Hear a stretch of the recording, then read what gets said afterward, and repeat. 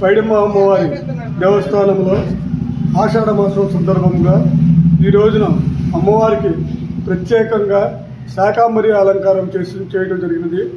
ఈరోజు పైడమ్మ అమ్మవారిని నిజరూప దర్శనంలోను మరియు నిజరూప దర్శనంలోనే శాకాంబరి దేవిగా అమ్మవారు భక్తులకు కనుల విందుగా దర్శనమిస్తున్నారు.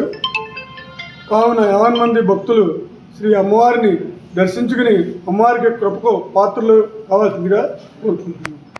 పట్టణంలోని గ్రామ దేవత అయిన శ్రీపీఠం తల్లి దేవస్థానం నందు ఈరోజు శాకాంబరి అలంకరణ జరిగినది. ఈరోజు రేపు శాకాంబరి అలంకరణలో అమ్మవారి దర్శనం ఇవ్వనున్నారు. ఆదివారం నాడు కదంబర ప్రసాదం వితరణ జరుగును. కావున భక్తులందరూ అమ్మవారి పాత్ర కృపలో కావాలని మనస్ఫూర్తిగా కోరుకుంటూ అమ్మవారి ఆశీస్సులు అందరి మీద ఉండాలని కోరుకుంటున్నాను.